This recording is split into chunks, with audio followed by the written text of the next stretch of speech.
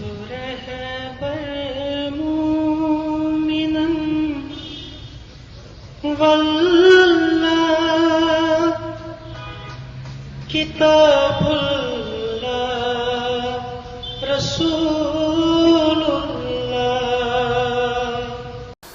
بسم اللہ الرحمن الرحیم. الحمد للہ رب العالمین. الصلاة والسلام على سید الانبیاء والمرسلین نبینا محمد وعلى آلہ وصحبہ اجمعین. اما بعد. قال اللہ تبارک وتعالی قل ان صلاتي ونسكي ومحياي ومماتي لله رب العالمین. قربانی کا وقت قریب آ رہا ہے اور ایام ذی الحجہ ان قریب شروع ہو رہی ہے. ان حالات میں یا ان اوقات میں اکثر مسلمان قربانی کے تعلق سے بہت ساری چیزوں کے بارے میں پوچھتے ہیں. تو ان احکامات کا مختصر یہاں پہ ذکر ہوگا. سب سے پہلے یہ کہ قربانی کس چیز کو کہتے ہیں. اللہ تعالیٰ کا قرب حاصل کرنے کے لیے، اللہ تعالیٰ کا تقرب اور اس کی نزدیکی حاصل کرنے کے لیے ایام نحر کے دوران ایک مسلمان جس جانور کو ذبح کرتا ہے اس کو قربانی کہتے ہیں. اس قربانی کا حکم کیا ہے، اس کی شرعی حیثیت کیا ہے، اس کے بارے میں فقہا کے نزدیک یہ مسئلہ مختلف ہی ہے. جمہور اہل علم کے نزدیک یا اکثر اہل علم کے نزدیک قربانی جو ہے سنت مؤکدہ ہے، اور بعض اہل علم اس قربانی کو واجب قرار دیتے ہیں. بہرحال اگر ادلہ سے یا ان کے دلائل کو دیکھا جائے تو جمہور اہل علم کا یہ قول زیادہ اقرب الی الصواب لگتا ہے کہ جو کہتے ہیں کہ قربانی سنت مؤکدہ ہے، کیونکہ اللہ کے نبی صلی اللہ علیہ وسلم نے جب اپنے صحابہ کو اس کی ترغیب دی، ان احادیث کے اندر جو حدیث ہم پیش کرنے جا رہے ہیں، اللہ کے نبی صلی اللہ علیہ وسلم نے فرمایا اذا رأيتم هلال ذي الحجة وأراد أحدكم أن يضحي. اللہ کے نبی صلی اللہ علیہ وسلم نے فرمایا کہ جب تم ذی الحجہ کا چاند دیکھو، وَأَرَادَ أَحَدُكُمْ أَنْ يُضَحِيَ، اور تم میں سے کوئی قربانی کا ارادہ کرے، فَلْيُمْسِكْ عَنْ شَعْرِهِ وَأَظَافِرِهِ، تو ایسے آدمی کو جس کو قربانی کا ارادہ ہو وہ اپنے بالوں سے اور اپنے ناخن کو نہ کاٹے. تو اگر یہ چیز واجب ہوتی تو اس میں ارادہ کا ذکر نہیں ہوتا، کیونکہ واجب چیزوں میں یہ اختیار نہیں ہوتا ہے کہ جو چیز ایک انسان کے اوپر واجب ہو اور اس میں پھر ارادہ کا دخل ہو. اس کے علاوہ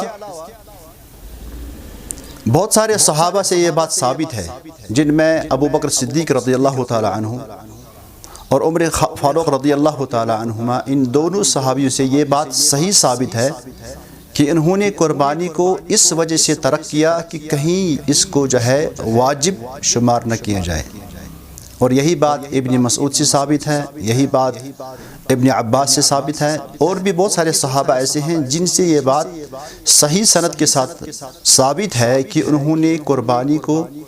اس وجہ سے ترک کیا تاکہ لوگ اس کو واجب تصور نہ کریں. بہرحال یہ مسئلہ مختلف یہ ہے. جمہور کے نزدیک جو ہے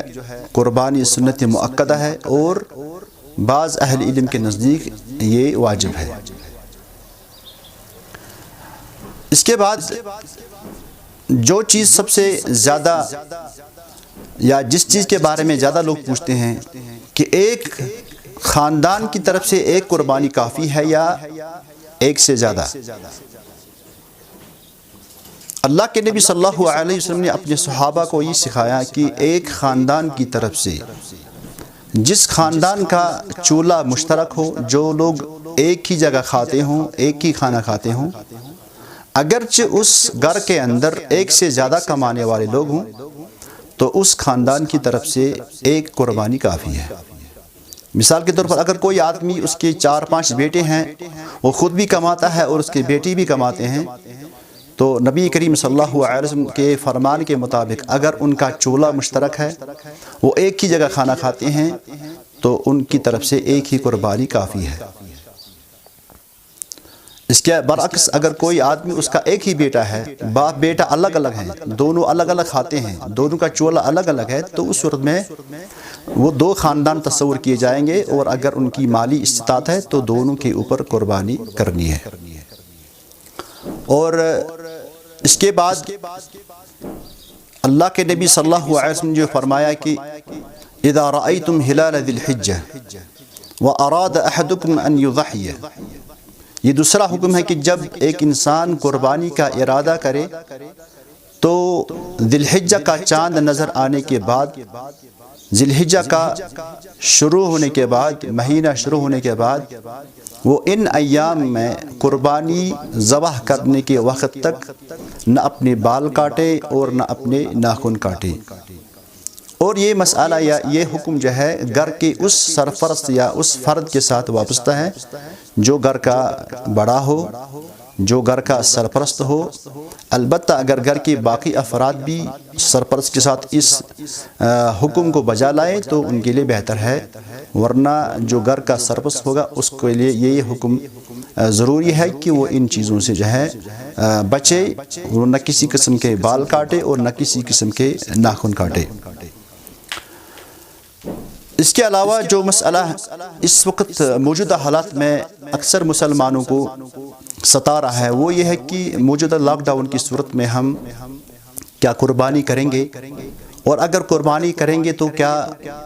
گوشت کس طرح تقسیم کریں گے،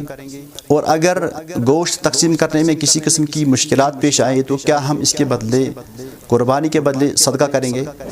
چونکہ جیسے کہ ہم نے پہلے کہا کہ قربانی جو ہے جمہور اہل علم کے نزدیک سنت مؤکدہ ہے،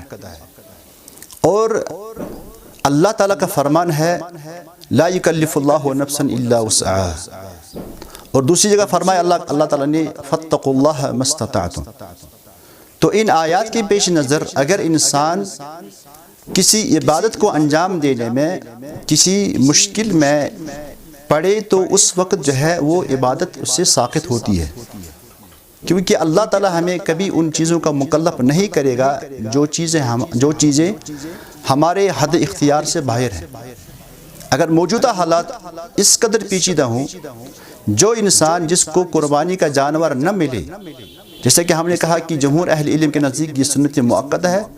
تو ضروری نہیں ہے کہ وہ اپنے آپ کو ہلاکت میں ڈالے یا اپنے آپ کے اوپر مشاکل کو لائے اور قربانی کا جانور حاصل کرنے کی کوشش کرے۔ تو جو چیز اس کے اوپر سنت ہے وہ ساقط ہو جاتی ہے، اور اگر کسی انسان کو قربانی کا جانور مل بھی گیا لیکن گوشت تقسیم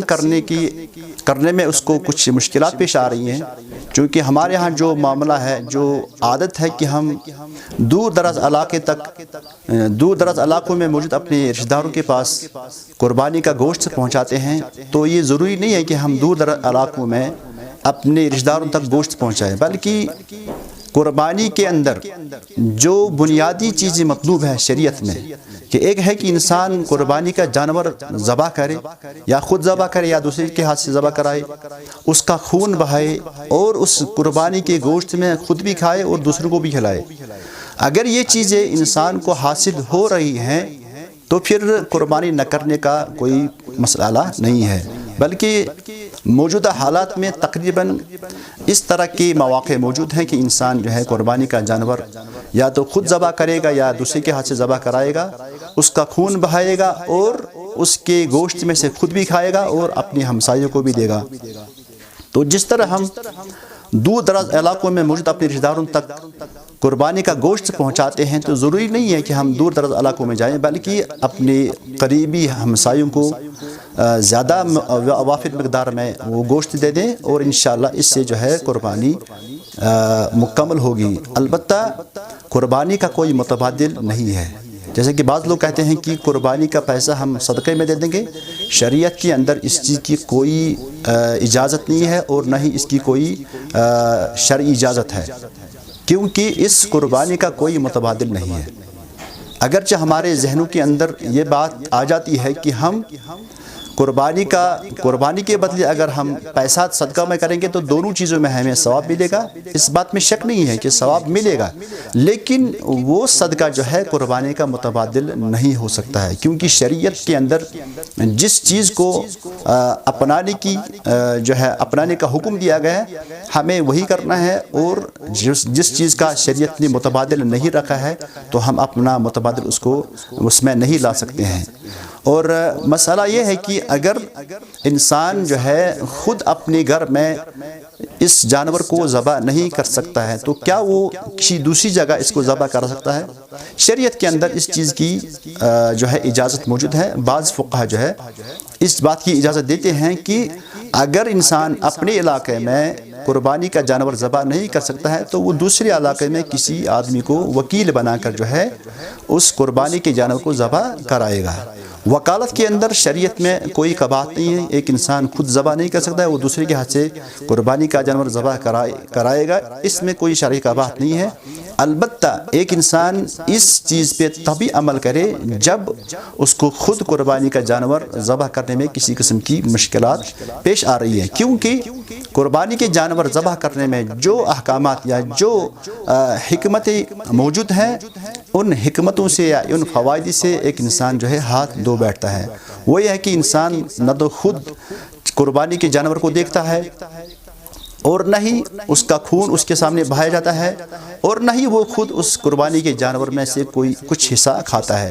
یہ ساری چیزیں جو ہے، یہ سارے فوائد جو ہیں اس سے فوت ہو جاتی ہیں جب وہ کسی دوسرے سے جو ہے قربانی کراتا ہے۔ اور پھر یہ دوسرا مرحلہ ہے۔ پہلے مرحلے میں انسان جو ہے خود کوشش کرے، اور اگر ایسا ممکن نہیں ہے تو دوسرے جگہ سے بھی یا دوسرے کے ذریعے سے بھی وہ قربانی کرا سکتے ہیں۔ یہ دوسرے مرحلے پہ ہیں۔ البتہ کوئی آدمی جو ہے اس آپشن کو پہلے آپشن نہ بنائے، بلکہ ایسا تب کرے جب خود قربانی کرنا ناممکن ہو یا اس میں کسی قسم کا مشاکل ہو۔ تو اللہ تعالیٰ سے ہم دعا کریں گے کہ اللہ تعالیٰ ہماری قربانی کو اپنے رضا کے لیے بنائے اور ہمیں اپنے دین پہ عمل کرنے کی توفیق عطا کرے۔ والسلام علیکم ورحمۃ اللہ وبرکاتہ۔